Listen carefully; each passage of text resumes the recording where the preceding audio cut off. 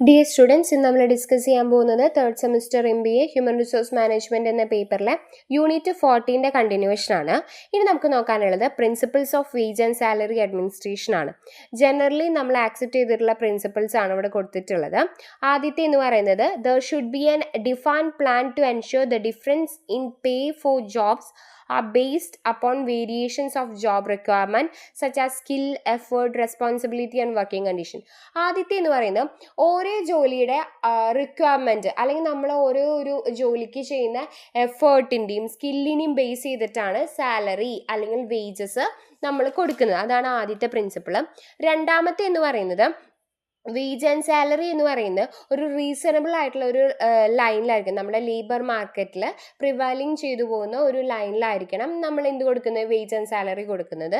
And മൂന്നാമത്തെ എന്ന് പറയുന്നത് ഇത് the plan should be careful. നമ്മൾ ജോബ്സിൻ്റെയും എംപ്ലോയീസിൻ്റെയും ഡിഫറൻസുകൾ കറക്റ്റായിട്ട് അവരെ മനസ്സിലാക്കിയതിന് ശേഷം വേണം നമ്മൾ സാലറി പ്ലാൻസ് ഇൻട്രൊഡ്യൂസ് ചെയ്യാൻ വേണ്ടിയിട്ട്. അതുപോലെ തന്നെ ഈക്വൽ വർക്ക്സിന് ഈക്വൽ പേ കൊടുക്കണം. വുമൺ ആയിക്കോട്ടെ മെൻ ആയിക്കോട്ടെ ചെയ്യുന്ന ജോലി ഒരേ കാര്യമാണെങ്കിൽ അവർക്ക് ഈക്വൽ ആയിട്ടുള്ള സാലറി ആയിരിക്കണം നമ്മൾ കൊടുക്കാൻ വേണ്ടിയിട്ട്. പിന്നെ ഇക്വിറ്റബിൾ ആയിട്ടുള്ള പ്രാക്ടീസസ് നമ്മൾ ഫോളോ ചെയ്യണം. ഇൻഡിവിജ്വൽ ഡിഫറൻസസ് ഇപ്പോൾ എബിലിറ്റീസിനെയും കോൺട്രിബ്യൂഷനൊക്കെ ബേസ് ചെയ്തിട്ട് വേണം സാലറി കൊടുക്കാൻ വേണ്ടിയിട്ട്. പിന്നെ ക്ലിയർലി എസ്റ്റാബ്ലിഷ് ചെയ്യുന്ന പ്രൊസീജിയേഴ്സ് ഉണ്ട്. ഇപ്പോൾ വേജ് കംപ്ലയിൻസിനെ അഡ്ജസ്റ്റ് ചെയ്യാൻ വേണ്ടിയിട്ടുള്ള പ്രൊസീജിയേഴ്സ് എല്ലാവർക്കും ഈക്വൽ ആയിരിക്കണം. പിന്നെ ട്രേഡ് യൂണിയൻസ്, ഓരോ എംപ്ലോയീസിനും ട്രേഡ് യൂണിയൻസ് ഉണ്ട്. സോ അവരെ ഇൻഫോം ചെയ്യുന്ന രീതിയിലായിരിക്കണം അവരുടെ വേജ് റേറ്റ് പ്രൊസീജിയർ എന്ന് പറയുന്നത്. പിന്നെ വേജ് എന്ന് പറയുന്നത് സഫീഷ്യൻ്റ് ആയിട്ട് വർക്കേഴ്സിനും അവരുടെ ഫാമിലിക്കും റീസണബിൾ ആയിട്ടുള്ള ഒരു സ്റ്റാൻഡേർഡ് ഓഫ് ലിവിങ് നമ്മുടെ സൊസൈറ്റിയിൽ റൺ ചെയ്യാൻ പറ്റുന്ന തരത്തിലുള്ള വേജ് ആയിരിക്കണം. പിന്നെ വേജ് ആൻഡ് സാലറി സ്ട്രക്ചർ എന്ന് പറയുന്നത് ഫ്ലെക്സിബിൾ ആയിട്ടുള്ള കാര്യമാണ്. നമ്മുടെ മാർക്കറ്റ് കണ്ടീഷൻ അല്ലെങ്കിൽ നമ്മുടെ സൊസൈറ്റിയിൽ എല്ലാ ചേഞ്ചസ് വരുന്നതിനനുസരിച്ച് നമുക്കത് മെറ്റ് ചെയ്യാൻ പറ്റുന്ന ഒരു സാലറി സ്ട്രക്ചർ ആയിരിക്കണം. പിന്നെ കറക്റ്റ് ആയിട്ടുള്ള പേയ്മെൻറ്റ്, നമ്മൾ ഡ്യൂസ് ഒന്നും ഇല്ലാതെ നമ്മളിങ്ങനെ ഓരോ മാസത്തെ സാലറി ആൻഡ് വേജസ് കറക്റ്റായിട്ട് എംപ്ലോയീസിന് കിട്ടണം. പിന്നെ വരുന്നത് വേജ് കമ്മിറ്റീസ് ആണ്. സോ അവർ കറക്റ്റായിട്ട് റിവിഷൻ വേജസ് ഒരു പീരിയോഡിക്കൽ ഇൻ്റർവെൽസ് കൂടുമ്പോൾ വേജസ് സാലറി ഇൻക്രിമെൻറ്റ് കൊടുക്കുക, അങ്ങനെയുള്ള കാര്യങ്ങളൊക്കെ ചെയ്യുന്നത് വേജ് കമ്മിറ്റി ആയിരിക്കും. പിന്നെ വേജ് ആൻഡ് സാലറി പേയ്മെൻറ്റ്സ് എന്ന് പറയുന്നത് ഒരു wide variety of human needs ആണ്. അതിപ്പോൾ സെൽഫ് ആയിക്കോട്ടെ, സെൽഫ് ആക്ച്വലൈസേഷൻ, ഒരു വ്യക്തിയുടെ ആൾക്ക് ആവശ്യമുള്ള കാര്യങ്ങളെല്ലാം ഈ വേജ് ആൻഡ് സാലറി പേയ്മെൻറ്റിൽ ഫുൾഫിൽ ചെയ്യാൻ വേണ്ടി പറ്റണം. സോ ഇതൊക്കെയാണ് പ്രിൻസിപ്പിൾസ് എന്ന് പറയുന്നത്. ഇനി നമ്മൾ നോക്കാൻ പോകുന്നത് മെത്തേഡ്സ് ഓഫ് വേജ് പേയ്മെൻറ്റ് ആണ്. നമ്മൾ മെയിനായിട്ടും വേജ് പേയ്മെൻറ്റിൽ നമ്മളിവിടെ നോക്കാൻ പോകുന്നത് 3 മെത്തേഡ്സുകളാണ് കേട്ടോ. അതിൽ ആദ്യത്തെയാണ് time or day wage system എന്ന് പറയുന്നത്.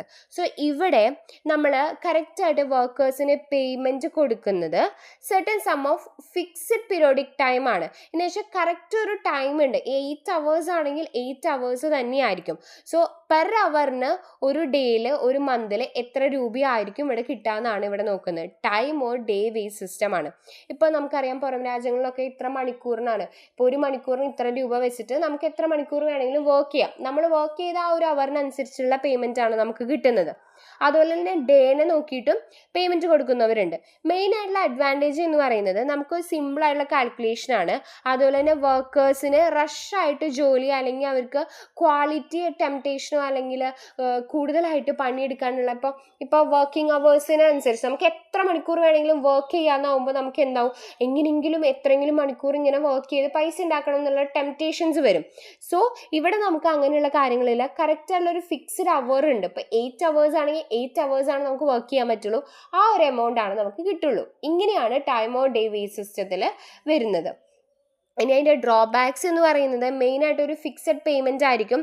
നമുക്ക് ടൈം എത്ര സ്പെൻഡ് ചെയ്താലും നമുക്ക് എന്താണ് ആ ഒരു ഫിക്സഡ് പേയ്മെൻറ്റ് തന്നെയായിരിക്കും കിട്ടുക. പിന്നെ സുപ്പീരിയർ വർക്ക്മാൻസിന് എന്താണ് ഒരു ആളുടെ സ്ലോവർ ആയിട്ടുള്ള നമ്മുടെ കൂടെയുള്ള സബോർഡിനേറ്റ്സ്, അധികം സ്കില്ലില്ലാത്ത അല്ലെങ്കിൽ അധികം വർക്ക് ചെയ്യാൻ പറ്റാത്ത ആളെയും കൂടി നമുക്ക് എന്ത് ചെയ്യേണ്ടി വരും, ഹെൽപ്പ് ചെയ്യേണ്ടി വരും. സോ ആ ഒരു ഹെൽപ്പിങ്ങിൽ നമ്മുടെ ഡ്യൂട്ടീസ് അവിടെ ഓവറായിട്ട് അവിടെ പെൻഡിങ് ആയിട്ട് കിടക്കും. പിന്നെ സൂപ്പർവൈസർ വർക്ക് എന്ന് പറയുന്നത് ഡിസ്കറേജ്ഡ് ആയിട്ട് പോവാണ്. അവിടെ പ്രൊഡക്ടിവിറ്റി അതുപോലെ തന്നെ സെയിം എമൗണ്ട് ആയിരിക്കും. ചിലപ്പോൾ സുപ്പീരിയറും അതുപോലെ സബോർഡിനേറ്റ്സിനും സെയിം എമൗണ്ട് ആയിരിക്കും അവർക്ക് കിട്ടുന്നുണ്ടാവുക. സോ ഇതൊക്കെയാണ് ഇതൊക്കെയാണ് അതിൻ്റെ ഡ്രോബാക്സ് എന്ന് പറയുന്നത്. രണ്ടാമത്തെ മെത്തേഡാണ് ദ പീസ് വേസ് സിസ്റ്റം എന്ന് പറയുന്നത്. സോ ഈ സിസ്റ്റത്തിൽ വർക്കേഴ്സിന് കറക്റ്റ് ആയിട്ടുള്ള ഒരു fixed rate per unit produce ചെയ്യുമ്പോൾ അല്ലെങ്കിൽ ജോബ് കംപ്ലീറ്റ് ചെയ്ത് കഴിഞ്ഞാൽ ഒരു പ്രൊജക്റ്റ് കംപ്ലീറ്റ് ചെയ്ത് കഴിഞ്ഞാൽ ഫിക്സഡ് റേറ്റ് ഒരു കോൺട്രാക്ട് ബേസ് ചെയ്തിട്ട് കിട്ടുന്നതിനെയാണ് പീസ് വേസ് സിസ്റ്റം എന്ന് പറയാം. സോ ഇവിടെ നോർമലി നമ്മൾ ബേസ് അനലൈസ് നമ്മുടെ പ്രീവിയസ് പെർഫോമൻസ് അല്ലെങ്കിൽ എസ്റ്റാബ്ലിഷ്മെൻറ്റ് അനലൈസ് ചെയ്തതിന് ശേഷമാണ് ഇവിടെ റേറ്റിംഗ്സ് വരുന്നത്. ആവറേജ് പെർഫോമൻസ് പെർട്ടിക്കുലർ വർക്ക്മാൻഷിപ്പിൽ നമുക്ക് എന്താണ് പെർട്ടിക്കുലർ ആയിട്ടുള്ള സ്റ്റാൻഡേർഡ് പെർഫോമൻസിന് നമുക്ക് കാൽക്കുലേറ്റ് ചെയ്യാൻ വേണ്ടി പറ്റും. ഈ ഒരു സിസ്റ്റത്തിൻ്റെ മെയിനായിട്ടുള്ള അഡ്വാൻറ്റേജസ് എന്ന് പറയുന്നത് വർക്കേഴ്സിന് നമുക്ക് എന്താണ് കൂടുതലായിട്ട് പ്രൊഡ്യൂസ് ചെയ്ത് കഴിഞ്ഞ് കഴിഞ്ഞാൽ നമുക്ക് അതിനനുസരിച്ചുള്ള ബെസ്റ്റ് എഫേർട്സ് എടുത്തു കഴിഞ്ഞ് കഴിഞ്ഞാൽ പ്രൊഡക്ടിവിറ്റി കൂടുന്നു. സോ അതിനനുസരിച്ചിട്ട് എംപ്ലോയീസിനും എംപ്ലോയിക്കും ബെനിഫിറ്റുകൾ കിട്ടുന്നുണ്ട്. എംപ്ലോയിക്ക് മാനേജ്മെൻറ്റിന് ഡിലേസ് ഒന്നും ഇല്ലാതെ നമുക്ക് എന്ത് ചെയ്യാൻ പറ്റും, റെസീപ്റ്റുകൾ അല്ലെങ്കിൽ quality of raw materials, work performance ഇതെല്ലാം നമുക്ക് ഇൻക്രീസ് ചെയ്യാൻ വേണ്ടി പറ്റുന്നുണ്ട്. ഇവിടെ സൂപ്പർവിഷൻ എന്ന് പറയുന്നത് ലെസ് ആയിരിക്കും. കാരണം വർക്കേഴ്സിന് എന്താണ് ഒരു ഗൂഫിങ് ഓഫ് ഒക്കെ വളരെ കുറവായിരിക്കും. അതുകൊണ്ട് സൂപ്പർവിഷനും ഇവിടെ കുറവായിരിക്കും. സോ അതാണ് അഡ്വാൻറ്റേജ് എന്ന് പറയുന്നത്.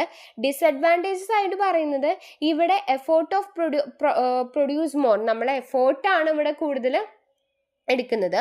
വർക്കേഴ്സ്മേ അതിൻ്റെ പേരിൽ നമുക്ക് എന്താണ് ടൂൾസ് ആയിക്കോട്ടെ മെഷീനറീസ് ആയിക്കോട്ടെ ഓവറായിട്ട് നമ്മൾ യൂസ് ചെയ്യുമ്പോൾ അതിനെല്ലാം എന്താണ് കേടുപാടുകൾ പറ്റാൻ വേണ്ടിയിട്ട് ചാൻസ് ഉണ്ട്. കാരണം എന്താണ് നമ്മൾ വർക്ക് ചെയ്യുന്നതിനനുസരിച്ചാണ് നമുക്ക് സാലറി കിട്ടുന്നത് ഈ പീസ് ആൻഡ് വേസ് സിസ്റ്റത്തിൽ. പിന്നെ ഇവിടെ നമ്മൾ basic number of unit produce ചെയ്ത് കഴിഞ്ഞ് കഴിഞ്ഞാൽ നമ്മൾ ചിലപ്പോൾ നമുക്കിപ്പോൾ ഈ 10 പ്രൊഡക്റ്റിനേക്കാൾ നമ്മൾ പ്രൊഡ്യൂസ് ചെയ്യുന്ന അല്ലെങ്കിൽ നമ്മൾ കംപ്ലീറ്റ് ചെയ്യുന്ന ഗുഡ്സിൻ്റെ എണ്ണത്തിനെ ബേസ് ചെയ്തിട്ടായിരിക്കും നമുക്ക് സാലറി. അപ്പോൾ അതിൻ്റെ ക്വാളിറ്റി എൻഷുർ ചെയ്യുക എന്നുള്ളത് എംപ്ലോയിയുടെ ഒരു കാര്യമല്ല. കാരണം നമ്പർ ഓഫ് പ്രൊഡക്റ്റിലാണ് നമുക്ക് സാലറി കിട്ടുന്നത്. അപ്പോൾ നമ്മൾ പെട്ടെന്ന് തീർക്കുമ്പോൾ അതിന് ക്വാളിറ്റീസ് ചിലപ്പോൾ അത്ര നല്ലതായി വരുന്നൊന്നുമില്ല. പിന്നെ ഇന്ത്യൻ കോണ്ടെക്സ്റ്റിൽ എടുക്കുകയാണെങ്കിൽ വർക്കേഴ്സിന് ത്രൂ ഔട്ട് ദ മെത്തേഡ് നമുക്ക് എന്താണ് ഒരു റിമൈനിങ് ആബ്സെൻ്റ് ആയിരിക്കും, ഒരു ഹോളിഡേ, അങ്ങനെ അവർക്ക് സേവിങ്സ്, അതൊക്കെ ആയിരിക്കും മെയിനായിട്ടുള്ള അവരെ മെയിം എന്ന് പറയുന്നത്. സോ ഇതൊക്കെയാണ് ഡിസഡ്വാൻറ്റേജസ് എന്ന് പറയുന്നത്. മൂന്നാമത്തെയാണ് ദ പ്രീമിയം ബോണസ് മെത്തേഡ് എന്ന് പറയുന്നത്. ഈ ഒരു മെത്തേഡിൽ ഗ്യാരണ്ടീഡ് ആയിട്ട് ഒരു മിനിമം വേജ് എങ്കിലും സെർട്ടൺ ടൈമിൽ ഓക്യുപ്പൈ ചെയ്ത് കഴിഞ്ഞാൽ സെർട്ടൺ ടൈമിൽ അവൾ വർക്ക് ചെയ്ത് കഴിഞ്ഞാൽ മിനിമം വേജ് എങ്കിലും ആൾക്ക് കൊടുക്കണമെന്നുണ്ട്. സോ എംപ്ലോയീസിന് കറക്റ്റായിട്ട് എക്സ്ട്രാ റിവാർഡാണ് ഇവിടെ നമുക്ക് കിട്ടുന്നത്. ഇപ്പോൾ ഇത്രയും ടാർഗറ്റ് അച്ചീവ് ചെയ്ത് കഴിഞ്ഞ് കഴിഞ്ഞാൽ എക്സ്ട്രാ നമുക്ക് ഒരു പീരീഡ് എക്സീഡ് ചെയ്യുന്ന സമയത്ത് എക്സ്ട്രാ റിവാർഡ് കിട്ടുവാണ് ഇവിടെ ചെയ്യുന്നത്.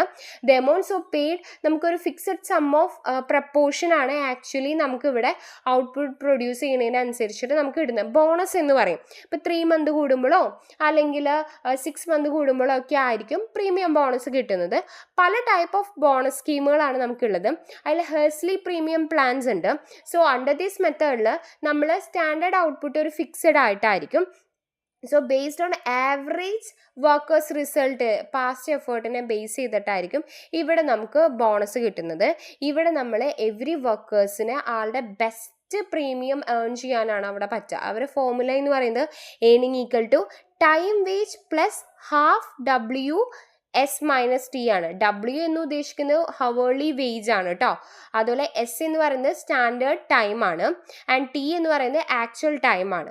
സോ ഇത് തന്നെയാണ്. ഇപ്പോൾ ഓവർ ടൈം ഒക്കെ എടുക്കുകയാണെങ്കിൽ ഇവിടെ നമ്മൾ കാൽക്കുലേറ്റ് ചെയ്യും. അതാണ് ഹേഴ്സ്ലി പ്രീമിയം പ്ലാൻ എന്ന് പറയുന്നത്. രണ്ടാമത്തെ ഒരു മെത്തേഡാണ് റൊവാൻ സ്കീം. സോ ഇവിടെ നമ്മൾ ടൈം ആൻഡ് ബോണസ് സ്കീമിനെയാണ് റൊവാൻ സ്കീം എന്ന് പറയുന്നത്.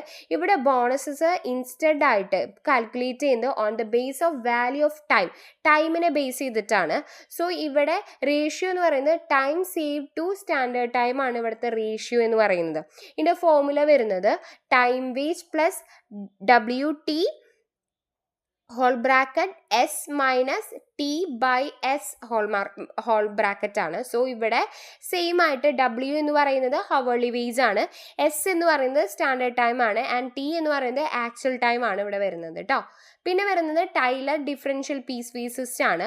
സോ ഇവിടെ standard work is prescribed. First class വർക്കേഴ്സിനെ എക്സ്പെക്റ്റ് ചെയ്യുന്ന ഒരു പ്രൊഡ്യൂസ് ചെയ്യുന്ന produce to finish this within certain time, ഒരു പെർട്ടിക്കുലർ ടൈം ഉണ്ടായിരിക്കും. സോ ആ ഒരു ടൈമിൻ്റെ ഇടയിൽ നമുക്ക് ആ വർക്ക് കംപ്ലീറ്റ് ചെയ്യണം. സോ അങ്ങനെ ചെയ്യുമ്പോൾ അവർക്ക് റാപ്പിഡ് ആയിട്ടുള്ള പ്രൊമോഷൻസ് അല്ലെങ്കിൽ അവർക്ക് അതിനനുസരിച്ചുള്ള ബെനിഫിറ്റ്, ഇപ്പോൾ വേജ് പ്രൊപ്പോർഷൻസ്, ഇതെല്ലാം നമ്മൾ കൊടുക്കുന്നു.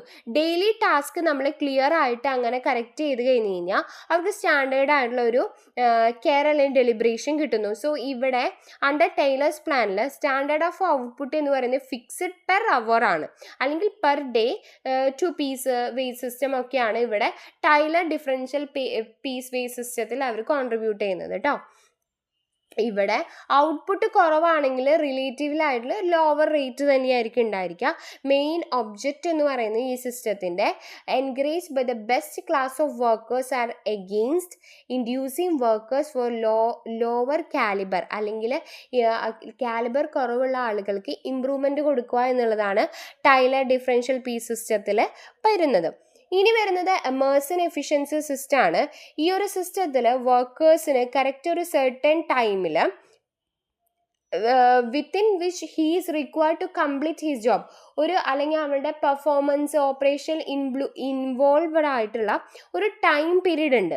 സോ ആ ഒരു ടൈം പീരീഡ് 100% എഫിഷ്യൻ്റ് ആയിട്ട് ആ ജോലി കംപ്ലീറ്റ് ചെയ്യുക എന്നുള്ളതാണ് ആ ഒരു പ്രിസ്ക്രൈബ്ഡ് ടൈം. ഇപ്പോൾ നമുക്ക് ആ ഒരു 6 months അല്ലെങ്കിൽ ഒരു 1 month ആണെങ്കിൽ ആ ഒരു ടൈം പീരീഡിൽ അവരത് ആ ടാർഗറ്റ് അച്ചീവ് ചെയ്യുകയാണെങ്കിൽ നമുക്കൊരു സെർട്ടൺ പെർസെൻറ്റേജ് ഓഫ് ബോണസ് നമുക്ക് കിട്ടുവാണ്. സോ അതിനെയാണ് നമ്മൾ എമേഴ്സൺ എഫിഷ്യൻസി സ്കീം എന്ന് പറയുന്നത്, സിസ്റ്റം എന്ന് പറയുന്നത്. ആൻഡ് ലാസ്റ്റ് വൺ ആണ് the Gantt system. So Gantt സിസ്റ്റത്തിൽ എമേഴ്സൺ സിസ്റ്റത്തിൽ നമ്മൾ ചെയ്ത പോലെ തന്നെ ഒരു ഗ്യാരണ്ടീഡ് ആയിട്ടുള്ള ഡെയിലി റേറ്റ് ആണ് വരുന്നത് കേട്ടോ. ഇവിടെ നമുക്ക് ഒരു ഗ്രാജുവേറ്റ് സ്കെയിലോ അല്ലെങ്കിൽ വർക്കേഴ്സ് ബോണസിനെ നമുക്ക് സ്റ്റാൻഡേർഡ് ഓഫ് എഫിഷ്യൻസിനെ ബേസ് ചെയ്തിട്ട് മാത്രമല്ല ഗാൺ സിസ്റ്റത്തിലുള്ളത്. Foremen also give bonus under the system. ഈ ഫോർമാൻസിനാണ് കൂടുതലായിട്ടും ബോണസ് ഈ ഒരു സിസ്റ്റത്തിൻ്റെ അണ്ടറിൽ വർക്കേഴ്സിന് അറ്റൈൻ ചെയ്യാൻ വേണ്ടിയിട്ട് ഒരു സ്റ്റാൻഡേർഡ് എഫിഷ്യൻസി അവർ കീപ്പ് ചെയ്തതിന് ശേഷമാണ് ഗാൺ സിസ്റ്റത്തിൽ ഒരു ഗ്യാരണ്ടി ആയിട്ടുള്ള ഡെയിലി റേറ്റ് ആണ് ഗാൺ സിസ്റ്റത്തിന് നമുക്ക് ലഭിക്കുന്നത്. സോ ഇത്രയും കാര്യങ്ങളാണ് യൂണിറ്റ് 14 നമുക്ക് പഠിക്കാനുള്ളത്. മെയിനായിട്ട് നമ്മൾ നോക്കിയത് എന്തൊക്കെ ഫാക്ടേഴ്സ് ആണ് വേജ് ആൻഡ് സാലറി അഡ്മിനിസ്ട്രേഷനിൽ വരുന്നത്, പ്രിൻസിപ്പിൾസ് എന്തൊക്കെയാണ്, എങ്ങനെയൊക്കെയാണ് വേജ് ഡിറ്റർമിനേഷൻ പ്രോസസ്സുകൾ നടക്കുന്നതെന്നാണ് നമ്മൾ ഈ ചാപ്റ്ററിൽ ഡിസ്കസ് ചെയ്തത്.